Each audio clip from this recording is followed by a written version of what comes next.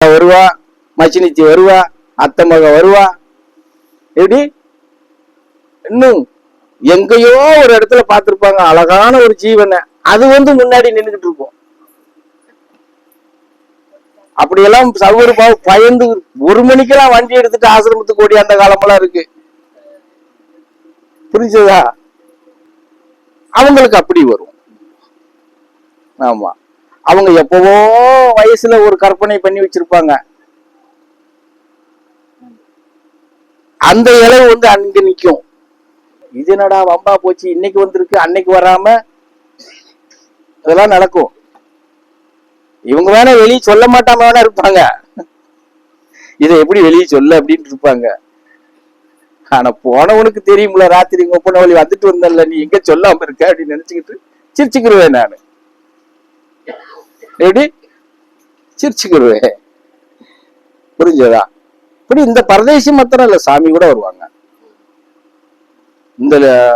இந்த பெண்கள் லீலையை நிறைய நடத்துறது சாமி தான் நடத்துவாங்க. ஆமா, சாமி தான் நடத்துவாங்க. நம்ம நிகழ்வு எடுத்துக்கிற போது பார்த்தா இந்த சான்றிதழ் வந்துடும் முன்னாடி, அவர் வரமாட்டார். நீங்க சும்மாவே அங்கதான் நினைச்சுக்கிட்டு இருக்கீங்க. இனி அவர் வந்தா என்ன நினைக்கும், அப்ப எல்லாமே அங்கதான்டான்ட்டு போயிருவீங்க. அவர் அதுக்காக மறைஞ்சிருவாரு. அந்த இருக்கான் பாத்துருப்போம் அப்படின்னு போயிடுவாரு. இதுதான் உண்மை. அது சொன்ன இல்லையா, இந்த மாதிரி அனுபவங்கள் உங்களுக்கு நிறைய கிடைக்கும். இன்னும் சொல்றேன் தாயே, எல்லாருமே தான் அன்னைக்கு பார்க்க சிவன் எவ்வளவு அழகா இருப்பாரு, சிவனை நம்ம அப்படின்னு நினைச்சு அப்படியே போயிட்டு நினைக்கும், அவனாவே நிற்பாங்க. முருகனை நினைச்சா முருகனாவே நிற்பாங்க. ஏன் வகுத்து பேரை நினைச்சா அவனாவே நிற்பாங்க. அந்த லாஸ்ட் நிதறலுக்குள்ள என்ன கொண்டுட்டு போறோமோ அதுதான் அங்க நிக்கும். புரியுதா?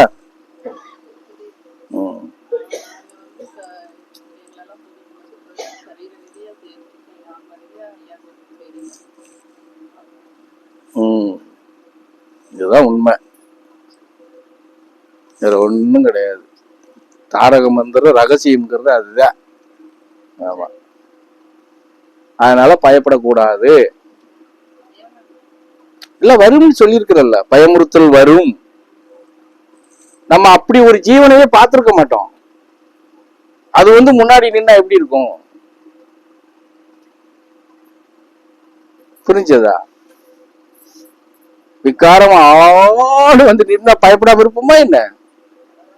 சோபாசாமி சொன்னது மாதிரி 6 அடி உயரத்துல வெள்ள ஆடு கொம்போட டமாறு மேல முட்டி அமுத்திக்கிறோம் சாமி அப்படின்னு சொன்னது மாதிரி, அப்படி அமுத்தினா பயப்படாம இருப்போம்?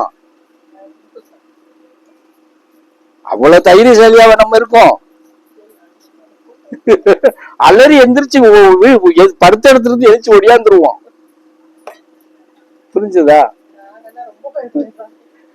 தியான குடும்பத்துல கொலுசு சவுண்ட கேட்கனாலே எரிச்சு ஒடியாடுற ஆளுங்க. கொலுசு சவுண்ட் கேட்டா என்ன, அப்படியா கொலுசா யாரு அப்படில சிந்திக்கணும். யாரு என்ன, அது எப்படி நீ சொல்ற அம்மா தான் வருவாங்கன்னு? கொலுசு சவுண்ட் அம்மாவுக்கு மாத்திரம் தான் கேட்குமா, வேற யாருக்கும் கேட்காதா? ஐத்தியக்காரி, எல்லாருக்கும் கேட்கும். கொலுசு அவங்க மாத்திரம் தானே போட்டிருப்பாங்க. குழந்தை 10 வயசு வரைக்கும் குழந்தை, எல்லா குழந்தையும் தான் கொலுசு போட்டு விட்டுருக்காங்க. நீ எப்படி அம்மாவை மாத்திரம் சொல்ற? அங்க மறுபடியும் வாராயம்மா இருந்தா வாராயம்மா வருவாங்களா? நீ அப்படி நினைச்சுக்கிற உன் கற்பனையில, அது ரைட், அது அப்படியே எடுத்துக்கோ போ. அப்புறம் எதுக்கு பயந்துட்டு வர? நினைச்சிட்ட அப்புறம் எதுக்கு பயப்படுறீங்க? ரொம்ப சத்தம் கேட்குதோ.